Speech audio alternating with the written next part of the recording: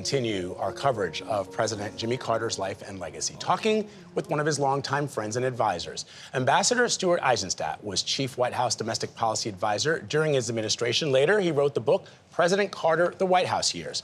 Ambassador, good morning. Good to see you, sir. Thank you very much for having me.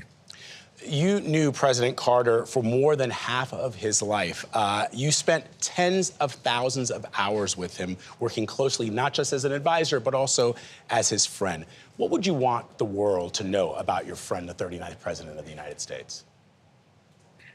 That he lived his life to the fullest, that he contributed enormously to the welfare of the United States, to peace in the world, and that he never stopped doing that after his presidency.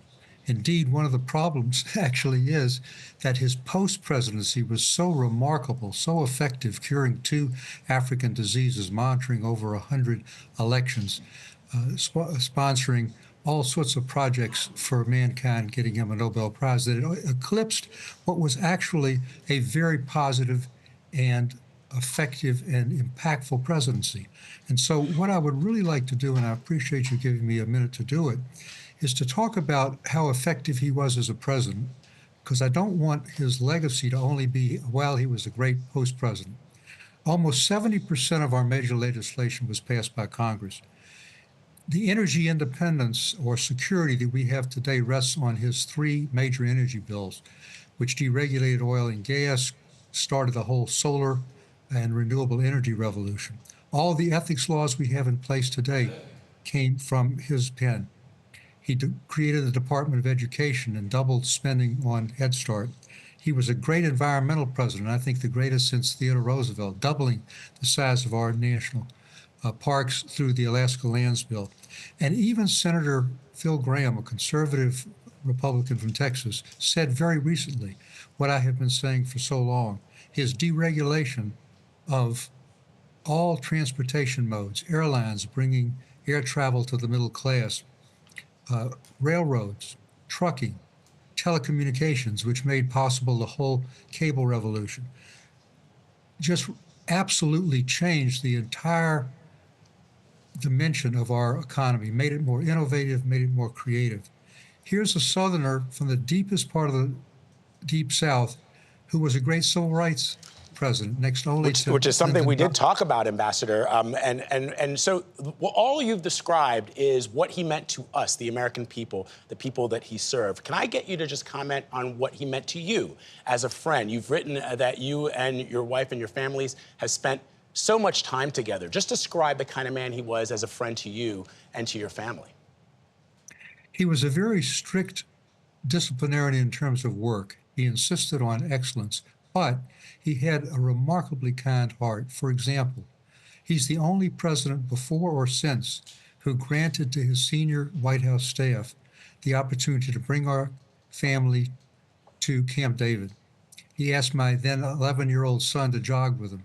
He invited Fran and our boys, Shay and Brian, over to his cabin to watch movies and have popcorn with he and Rosalind. I played tennis with him at Camp David, and it shows something about his determination. We played doubles, and we won the first set. He said, let's play 2. We won the second set. He said, let's play 3. And it was only because the lights were being turned off that we didn't do that. So he had a warm spot in his heart. He really never forgot where he came from, and that's why he went back to Plains. I went back to see him with my now my spouse having died, with my partner, Marion Lewin. And we went back a couple of years ago to hear him preach at the Maranatha Baptist Church. The first thing that strikes you is the giant cross that he made himself. He was a great woodworker. And we went back to his home, and it's the same home that he lived in since 1961, when I first really began to know him through the campaign. And I think I read something, Ambassador, that home in Plains, Georgia, is valued at something like $160,000, which is less than the value of the Secret Service vehicles that were parked out in front of that home right. all these years. You get a sense of where he came from. Absolutely. In archery, he had a farm, and in that farm there was no electricity until the Rural Electrification Administration turned it on during the New Deal. He had to get water from a well.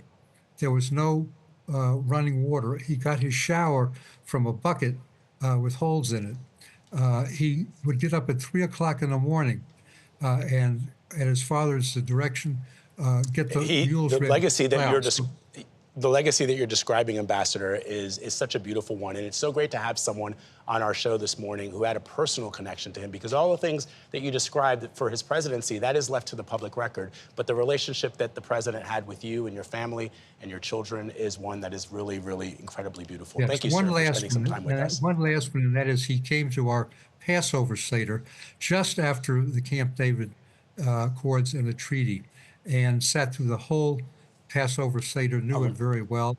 A remarkable again, president, showed even more. His personal touch. Indeed, and a more remarkable friend, it sounds like. Thank you, Ambassador Eizenstat. We appreciate your memories. Thank you, sir.